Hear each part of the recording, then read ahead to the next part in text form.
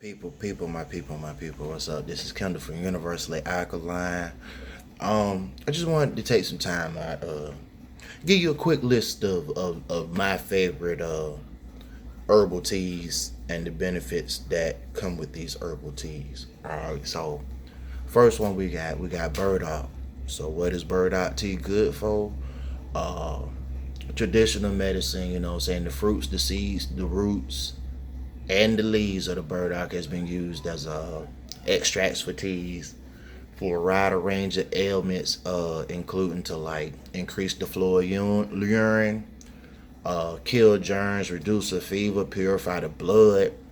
It's used to treat colds, cancer, anorexia, nervous, gastrointestinal problems, joint pain, as far as like your rheumatoidism or rheumatoid arthritis, gout, gallbladder infections, complications of syphilis and skin conditions, like acne and psoriasis. Um, what's another tea? I'm gonna give it to you off the top of the head. Chamomile. Chamomile herb that come from like a daisy-like flower. But chamomile got a lot of antioxidants that they play a significant role in lowering several diseases like heart disease, or lowering your risk of certain diseases like heart disease, cancer. It helps reduce menstrual pain. Used to help treat diabetes as well as lowering blood sugar, slowing and or preventing osteoporosis, reducing inflammation. Can also be used as cancer treatment and prevention. Uh, Helps with sleep and relaxation. Yeah, chamomile is a good tea. Like if you have a hard time sleeping, chamomile and melatonin will put you out. But like I said, chamomile helps with sleep, relaxation, treating various colds and symptoms. What's another one we got? Oh, we got elderberry. So like elderberry is used a lot for like the common cold or like your the flu. You know what I'm saying? Influenza, H1N1, swine flu. Uh, it's also being used for like AIDS, HIV. You know, boosting the cells, the immune system. Uh, Also used for sinus pain. Like if you stopped up, you congested, you know what I'm saying? Elderberry tea works. I'm trying to tell you. Like I say, used for your sinuses, back pain, leg pain, sciatica, which is, your sciatic nerves and stuff. Uh, um, Chronic fatigue syndrome, CFS and neuralgia and all that. Like, yeah, elderberry is good for like central nervous system and immune system too. Fennel. So like fennel tea. Fennel tea, it can aid in digestion, treat bloating, gas, cramps. It can be used as a diuretic. A very very effective aid in digestion. Like I know some folks who they drink fennel tea with like they food, you know what I'm saying, they lunch and they dinner to help, you know what I'm saying, aid in the digestion process and breaking that food down so you can get on with your day. Um, it can be used to soothe the muscles of the gastrointestinal system, to relax, to reduce gas, to reduce bloating, reduce stomach cramps, may improve overall heart health. Also used to reduce inflammation or suppress appetite. It also has anti-cancer effects. What's another one? Oh, another one that my homegirl is on, which is red raspberry. Women, remember that. My sisters, my queens, remember that. Red raspberry. Whether you get the leaves or you already get it in the tea bag. If you can get the leaves, that's better. I'm gonna go ahead and break it down. That is a very, very, very, very, very, very good source of nutrients and antioxidants.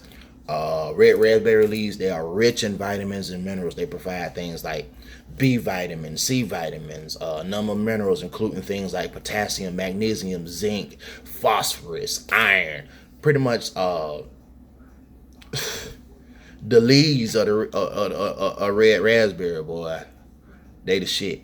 Especially for y'all beautiful females, man. Especially if y'all done been through things like menstrual cycles or you know what I'm saying, loss of children or fetus, or however you want to classify the being. I've seen that tea work wonders for women. Matter of fact, if you're trying to get that particular tea, a red raspberry tea, I have a connect here in Duval. She makes it homemade. I'm talking about. She dropped off a batch to me last week when she came through to the crib. You know what I'm saying? And dropped some knowledge and blessed me with some knowledge. But get with me. You know what I'm saying? Write it in the description. I'll you know what I'm saying, I will get all her information over to you. What's another tea? Oh, linden tea. That's another one. That one's called the Royal Nectar.